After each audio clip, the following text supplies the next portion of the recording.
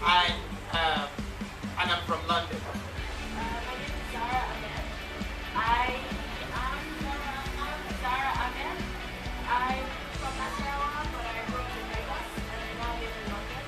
And I don't consider myself to be a writer and a blogger, but I'm not a troublemaker. My name is Ahio Soto, and I'm a writer actually. I've written ebooks, and I'm also a blogger. My name is Dilman Dila, D-I-L-M-N, Dila. So I do many things, but mostly I write. The best way to be a good writer is to be a good reader. That is the best way. That is the first step to be a good writer. You know, book is food. You get what I'm saying? If you don't eat, you won't nourish your body. You'll fall sick. So your brain is like your body. Your brain needs something we call stimulant. Do you know what a stimulant is? So your brain needs stimulant, and there are different ways you can stimulate your brain. One, by listening to radio.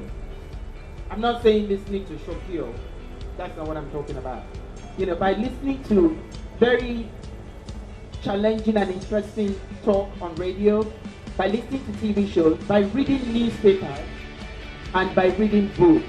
So that to be a good writer, I must be a good reader. These are all these books you read. You see that you'll be emulating them. The thing is, if you don't read, you actually will end up copying people's stories. I don't know if you heard of this folk tale of the deaf man, or the man who was going deaf, and he did not want people to know that he was deaf. So they go and they sit around the fire and they begin telling each other stories. But he was not hearing what the stories that other people are saying. So when it came to his turn, he began telling a story that someone else had already said in that same fire. So if you don't read, you're like that deaf, you're like that person who is going deaf and he doesn't want people to what? To know. So reading actually makes you know what stories have been told and how to avoid telling those stories. I'm going to answer the question about advantages and disadvantages of writing, to be a good writer, good reader, and 24-hour writer. Okay, 24 hours day job when we all work too much.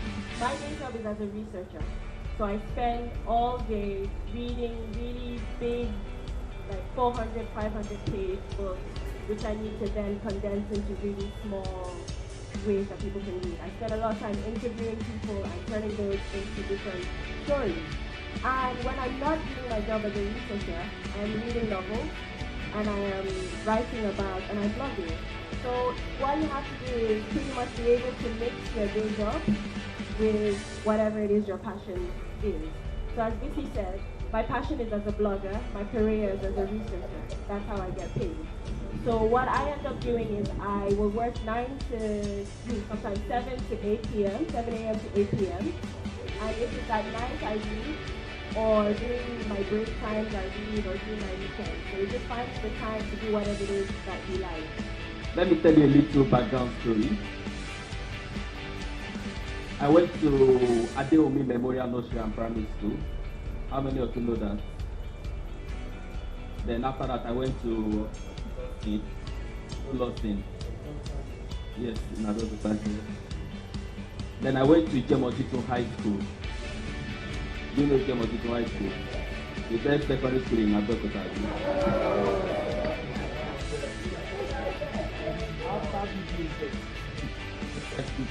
So I was once like this.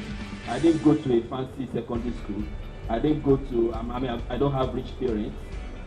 But because I tried to make myself, not just trying to earn a living for myself, but trying to pass a message to my fellow Nigerians, trying to act as a watchdog for my fellow Nigerians, trying to encourage people like you to grow up, be able to look out for yourselves. And that's why teachers are very important in anything. Like, cry for your teachers, everybody. Writers are quite thinkers. They are the brain busters. And they are the voice of our society. And we are delighted because The question I asked was that, okay, writers are thought do they also propose solutions? Are they talking to that? Or maybe you just expose the problem and let other people solve the problem. And that's what you do. You're welcome. So, our children, you are much privileged. You are very privileged to have them in our midst today. And I thank God because you have also expressed your mind. And it shows that those of you that are here, you are also our future writers. You are our future writers. And you will take it as a challenge.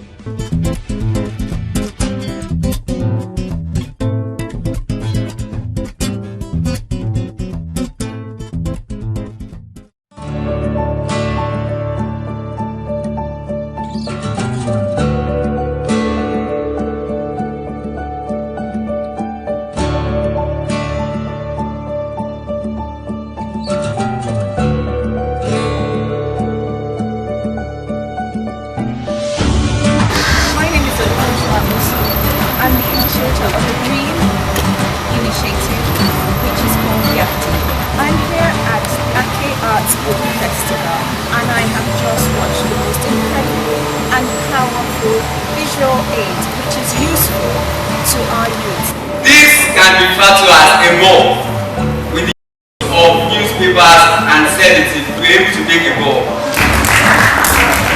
It has showed us and has awakened our senses and minds through the realization that everybody has to take action to sustain the environment, how it has impacted negatively on the environment in Nigeria. My name is Oladiran Bukumi.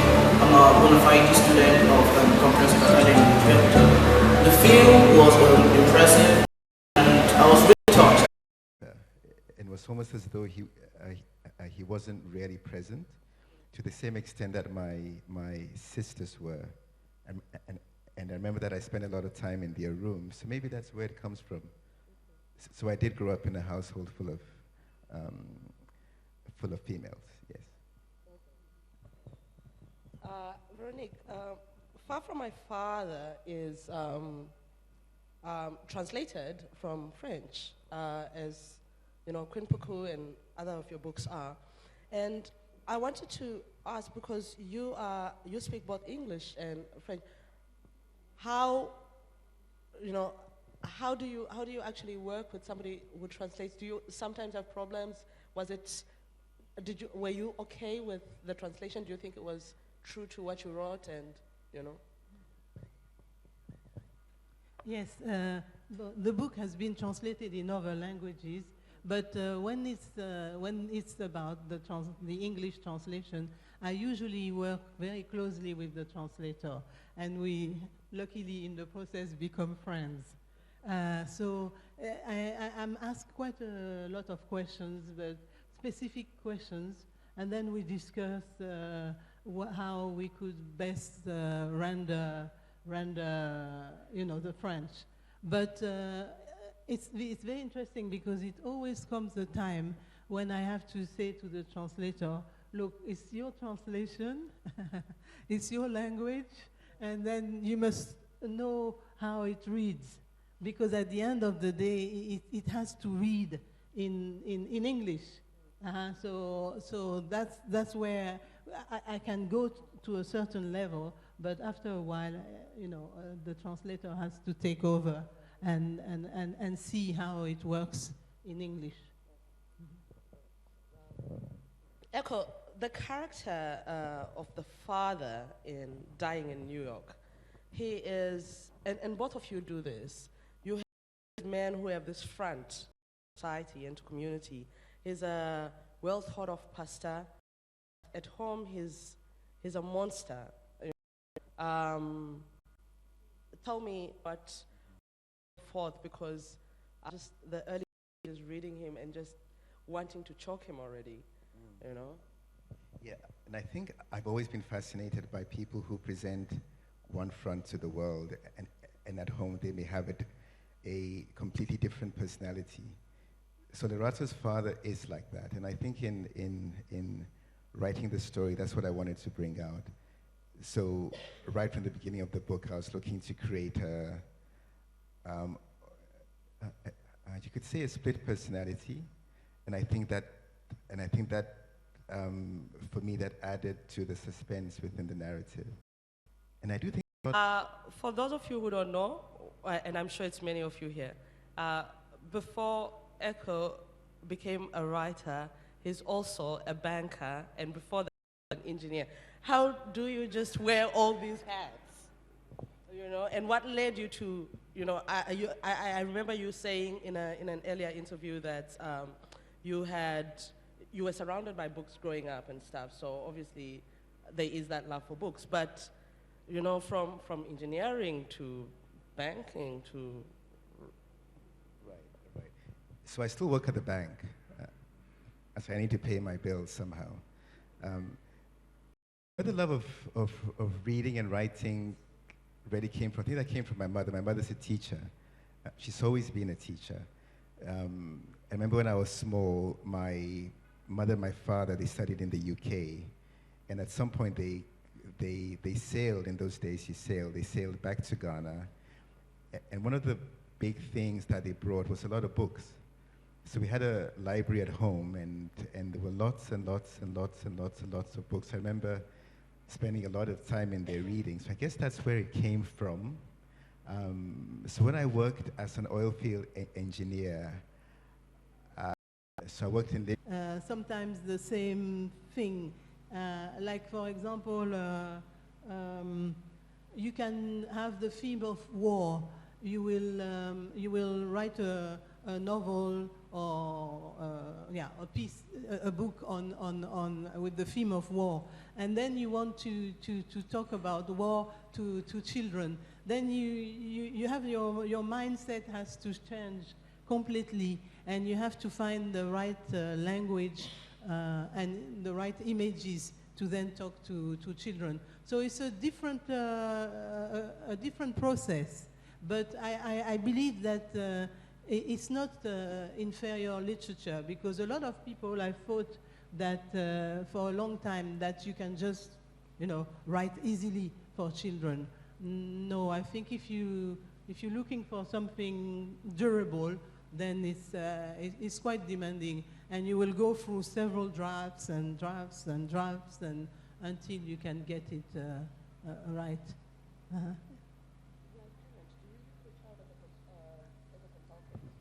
No, in fact, that's another myth. A lot of people think that women are naturally inclined to write for children, which is not true.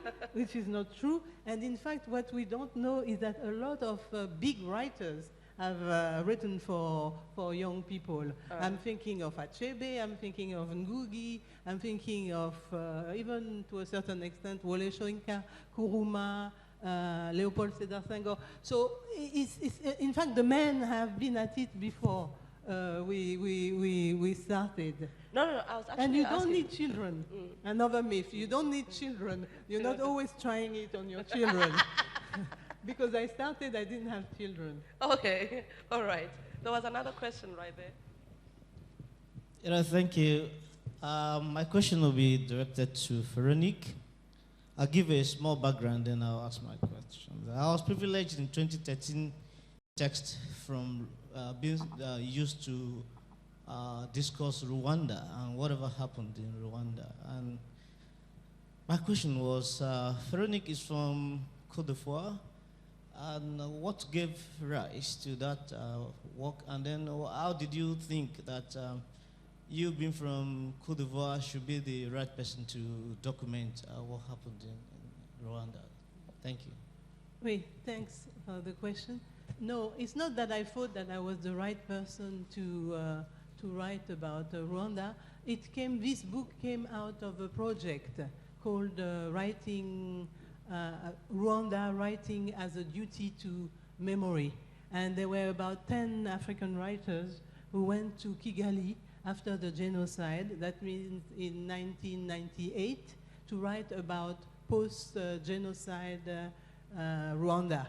That was the aim. The aim was to go to Rwanda, look at how Rwanda was doing 4 years after the genocide. Why 4 years after the genocide? Simply because it took that long to be able to get there.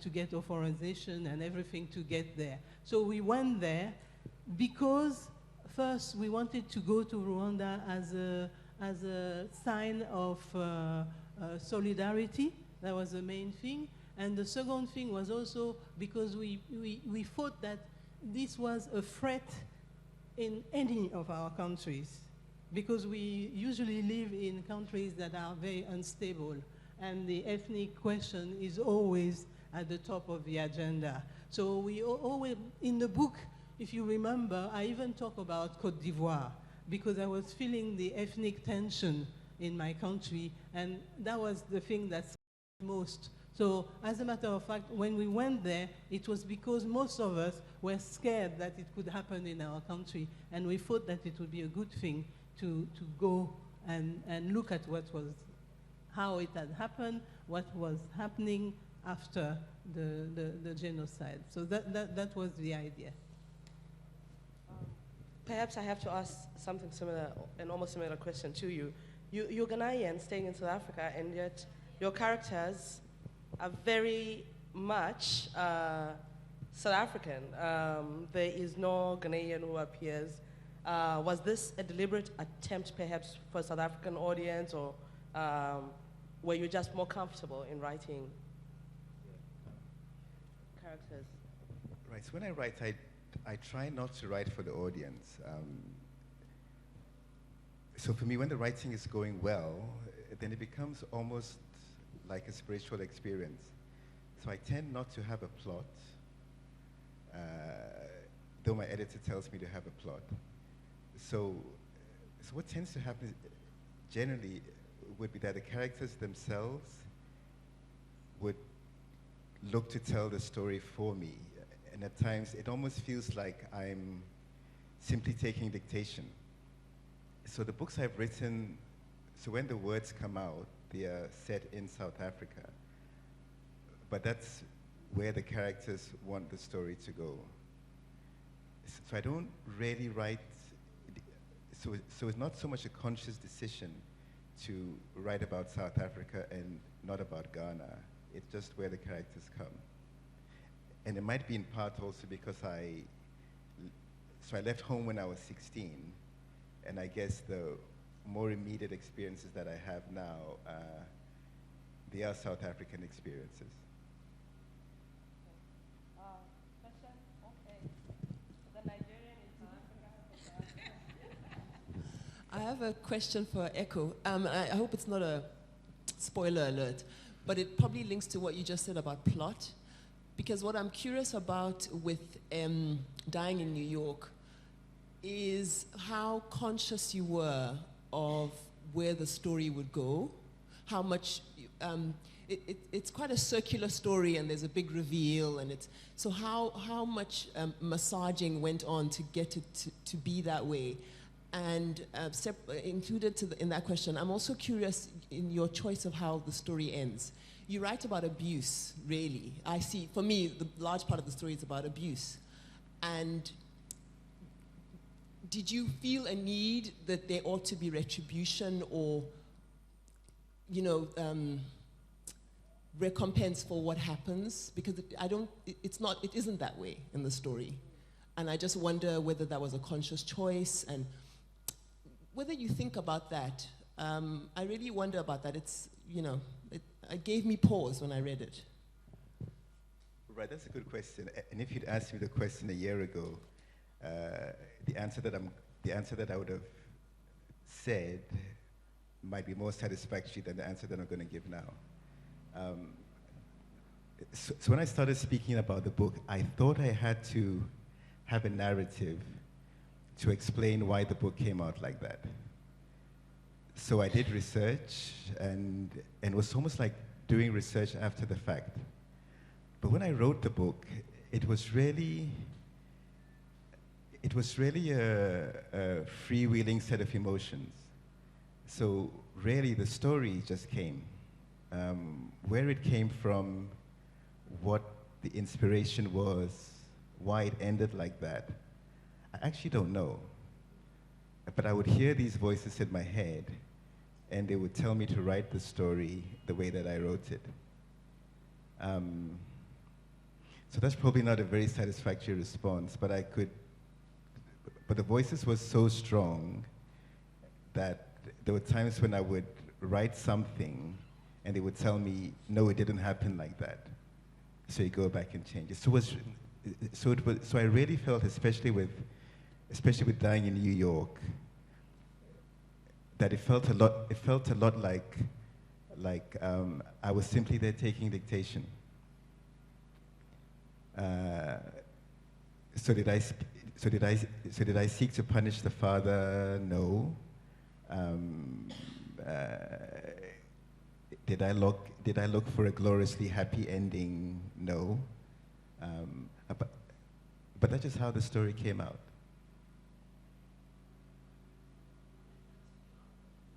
Okay.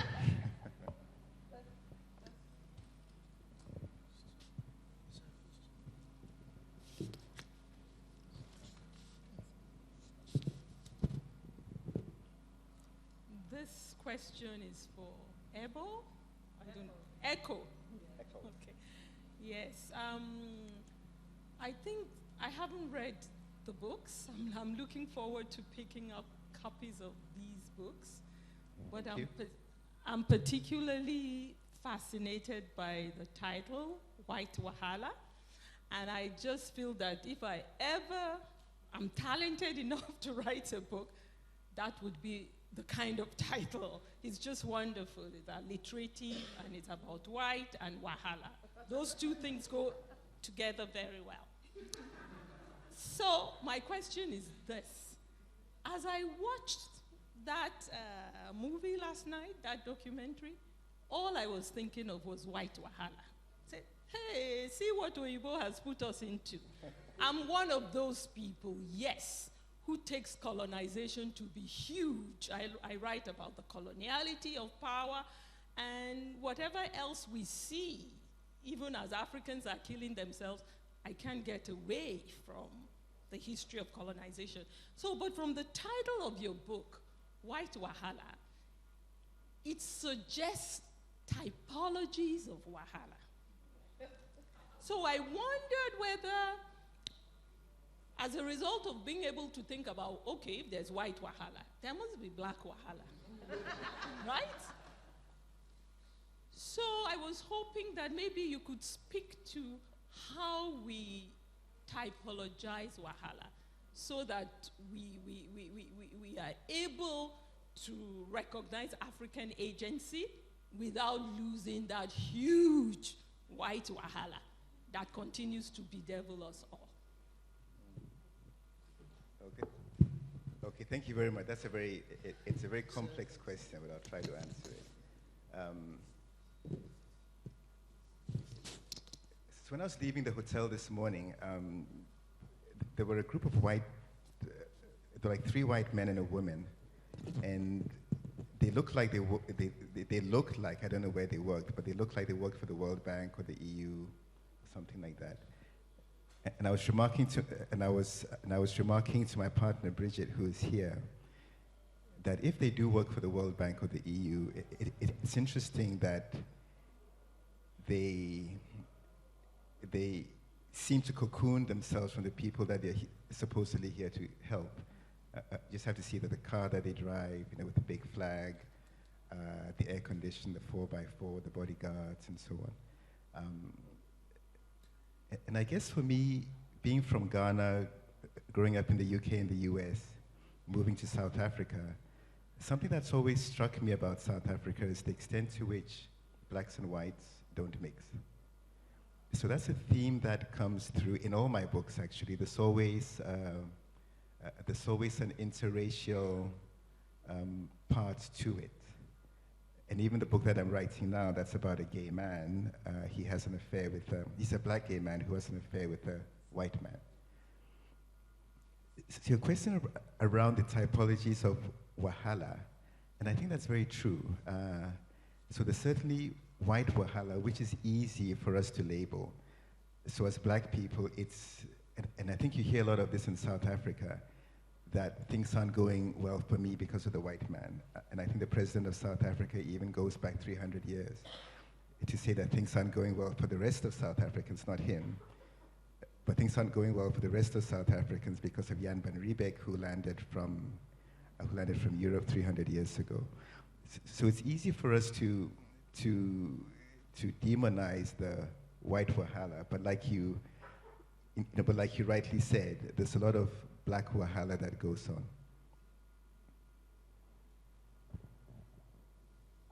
Any other question?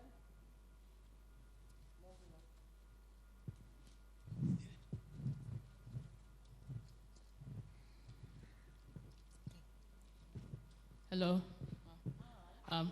So this question is for Veronique Tajo.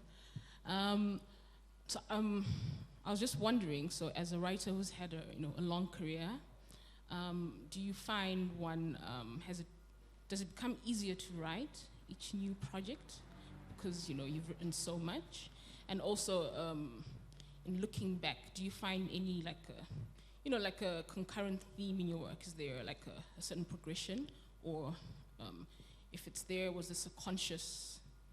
I guess certainly like self-reflection as a writer with such a long career, such a long illustrious career, when you look at your body of work, what is that? Yeah, thanks for the question. I think it gets harder. It gets harder and harder. Apparently there are, I'm not too sure about that, but there are two types of writers. There are writers who are constantly writing the same book, and others who are kind of, I don't know, whatever. But I think I retain this one. No, seriously, when I say writing the same book, in the sense that you're always you're always exploring the same themes. It seems that you become obsessive about certain themes, so you come back and come back and come back to those themes.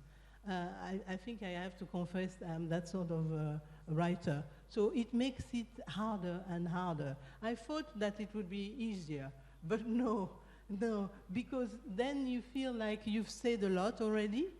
You've said quite a lot, and so how now are you going to say it differently? Yeah, in a different way. And if I look at the book I've just finished, it gave me such a hardship that I was like at some point thinking, am I able to write again?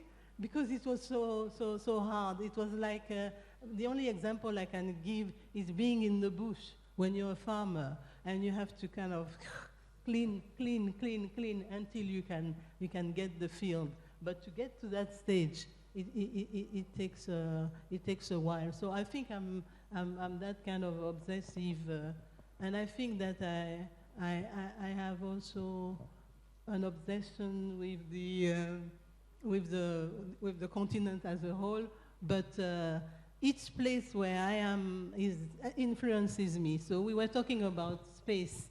Yes, like for example, the next book is South Africa features in it. So space is also very important wherever you find yourself. Thank you very much, Veronique. It's always a pleasure to chat with you. And Echo, it was so lovely having you on the panel. On that note, the books are available at the bookshop, at the bookstore. And please go and buy them. They are amazing reads. You will enjoy them immensely. There is Dying in New York and Far From My Father, but also available are White Wahala, and The Shadow of Imana by Veronique. So, what's it? Oh, that is the back actually. So yes, you can get them at the back. As they are signing my copies, you can buy yours and then they'll sign them for you. Thank you so much. You've been a wonderful audience.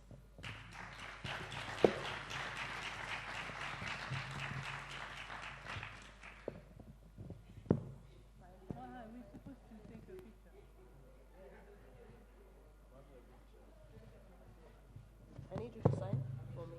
Yeah.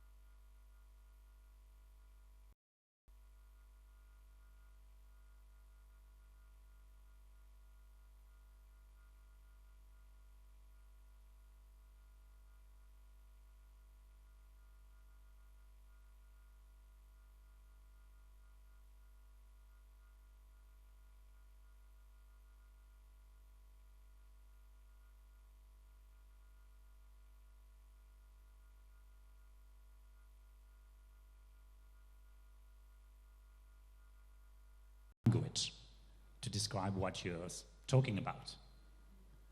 And so this was 25 years ago. So then there was obviously, well, what is obviously homophobia, but I mean, it came from sort of denial and ignorance. And I'm just wondering whether 25 years later, even if same-sex marriage is now allowed in South Africa, is homophobia, I think it's different, but it's probably even worse and even more institutionalized than it was. There's so many things, like there's so many more things that like we have to work on, and I feel like gay relationships are like not that important, sorry to say, because there's so much sentiment in Africa, the environment, like he said. Right? So let's really think seriously about this. If we think that and all this conversation is about some sexual minorities, we have something else going for ourselves. Thank you. Okay. Let's take one last question, if you keep it to 1 minute, because we have 5 minutes to go.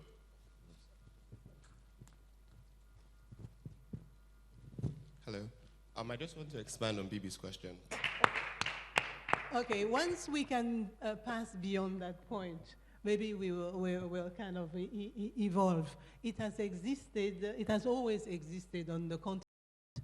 Probably I could just say that it was managed in a different way, in the sense that it was kind of, there were ways of integrating it in the society that made life maybe not as difficult for sexual orientation. But I think we've been manipulated.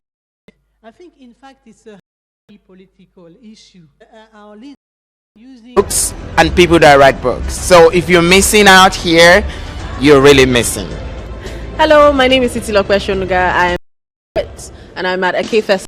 If you're not here, I really don't know what to tell you. You are missing out on a whole lot. It is an amazing festival of arts and just amazing.